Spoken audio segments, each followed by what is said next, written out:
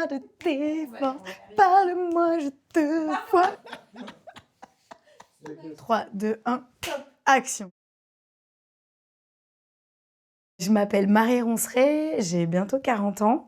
Je suis maman de 2 enfants, 2 grands garçons, 21 et 15 ans. Aujourd'hui, j'ai une casquette de coach, donc sur 2 aspects.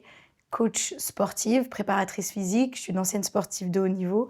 Et de l'autre côté, j'ai développé un centre de formation et de coaching destiné aux entreprises pour accompagner l'engagement et la performance de leurs collaborateurs. Moi, à la base, rien me prédisposait à faire ce que je fais aujourd'hui, en fait. Parce que moi, quand j'étais petite, j'hésitais entre soit être ninja, soit être première femme GIGN. Moi, c'était surtout le sport. C'est dans le sport que j'ai grandi. J'avais les cheveux courts, à la brosse. On m'appelait Tony. J'étais un garçon manqué. Et c'est vrai que j'ai tendance à dire souvent, bah, on va dire jusqu'à mes 13 ans, voilà, on m'a taxée de garçon manqué. Et je dis aujourd'hui, je pense que c'est grâce à ça que je me ressens un peu comme une femme réussie.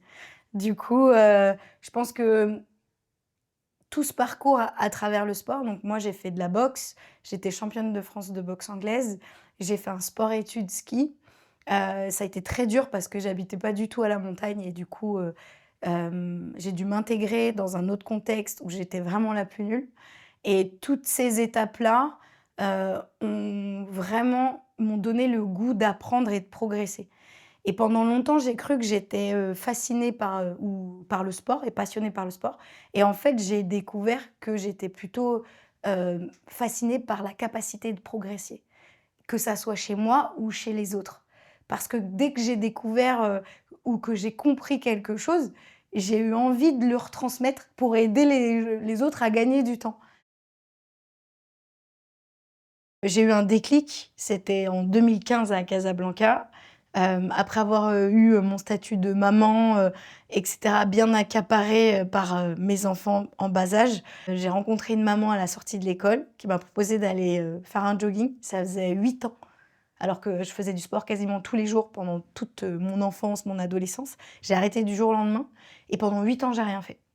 Donc c'est un peu un message aussi à toutes les personnes qui se sentent bloqués ou un petit peu pas vraiment à leur place, avec une nostalgie sur le passé, il y a un moment, tout peut changer. Il suffit d'un moment, d'une rencontre, heu, pour que la vie prenne une autre tournure quelque part. C'est-à-dire qu'en fait, ça a réactivé chez moi ce que bouger m'apportait, ce que le sport me permettait de ressentir et de vivre. Et du coup, bah, comme d'habitude, j'ai eu envie de le retransmettre.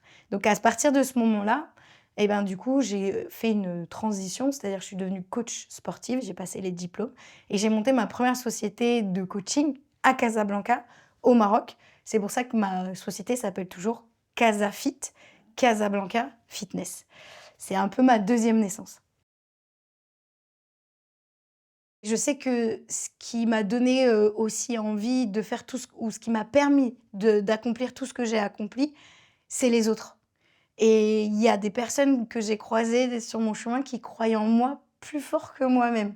Et tu vois, le fait de le ressentir, ben, c'est cette confiance-là que j'ai mise, en fait, dont je me suis servie pour passer à l'action, prendre des risques, faire des nouvelles choses. Et j'ai envie d'être cette personne pour toutes les personnes qui en ont besoin ou envie. Donc, c'est pour ça qu'aujourd'hui, je fais ce métier-là.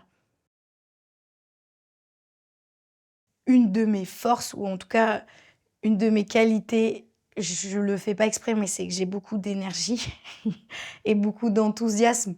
Quand je fais quelque chose, en fait, j'ai cette des fois même, je m'en veux parce que j'ai une spontanéité très naïve où sur le moment, je vais hop et puis après je me dis: «Oh, c'est pas vrai» ou et cetera. Donc ça, des fois c'est une force et parfois c'est une faiblesse aussi, mais j'ai décidé que c'était ma force, et d'en faire quelque chose.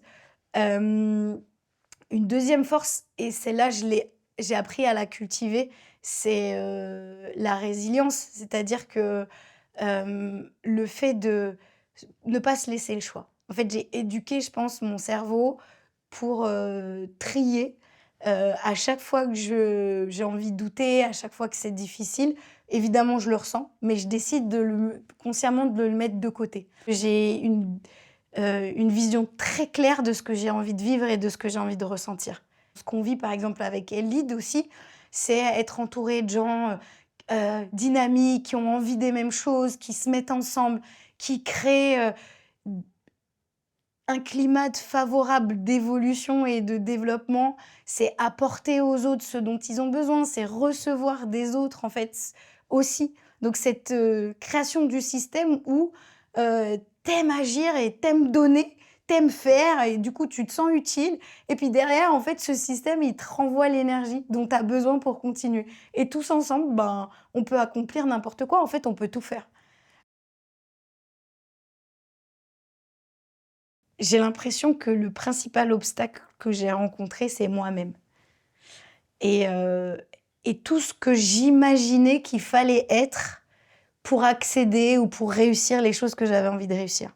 Et moi, j'étais un petit peu l'électron libre, tu vois? Avec, marqué aussi, hein, sur mon visage, de mon passé de garçon manqué et plein de fois, j'ai voulu, être au-dessus de ce qu'on attendait de moi et donc je me suis moi-même mise en échec en cherchant à être trop parfaite ou en exigeant de moi-même ce que personne n'exigeait de moi. Je me suis mis des bâtons dans les roues en me disant: «Mais non, mais attends, ça c'est pas pour toi».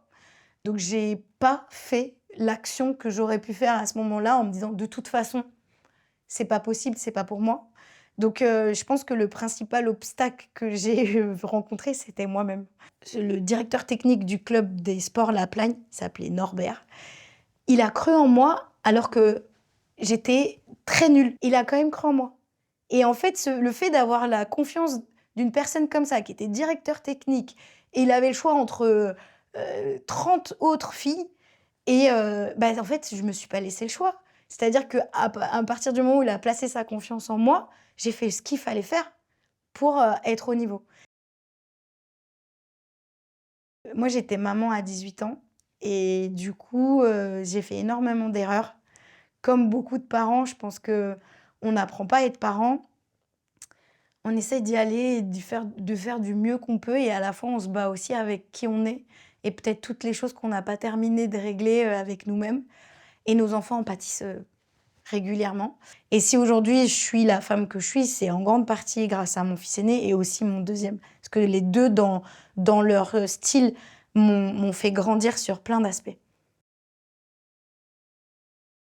J'ai notamment grandi adolescente avec l'image de la mère d'une de mes meilleures amies, qui était une, Espagnole, qui a redémarré sa vie, à Paris de zéro, avec rien. Alors qu'elle faisait partie d'une famille, de la noblesse espagnole et dans un mariage forcé, en fait, elle est partie et elle a redémarré sans parler français, avec rien à Paris. Une femme qui parle pas anglais, qui partait en Chine, négocier, qui a ouvert des magasins à New York et cetera. C'était assez, formidable donc j'avais été très inspirée par elle et en plus, rebelote dans les années 2000, elle se fait évincer de sa propre boîte parce que les actionnaires trouvent qu'en tant que directrice artistique, enfin création, elle est trop âgée. Elle repart de zéro, elle part aux États-Unis apprendre l'anglais et ensuite elle retourne à Shanghai et là elle monte une école de management et 3 galeries d'art. Donc elle repart à nouveau de zéro, sans argent, dans un autre pays et cetera. Donc Anna Maria a été une femme qui m'a énormément inspirée. Il y a, Estelle, Dufetel, qui m'a beaucoup inspirée aussi sur les dernières années parce que ce que j'appelle, elle est un peu comme mon mentor. C'est quelqu'un qui a fait ce que je cherche à faire et qui a quelques longueurs d'avance, et qui est toujours là pour m'expliquer et me faire gagner un peu de temps, quelque part. Je lui dirais: «Fais-toi confiance, tu tout en toi et profite». Je pense que, je me suis mis beaucoup de pression, à être, ce que je pensais qu'on attendait de moi et quelque part, en fait, j'ai découvert qu'il suffisait d'être soi-même, c'est tout et ça m'aurait fait gagner beaucoup de temps. Eh ben, moi, c'est fit, flex and fun, donc c'est bouger. Évidemment, bouger, le mouvement, si tu veux, moi, je suis tombée dedans quand j'étais petite comme ça et maintenant je suis petite comme ça et je suis toujours dedans.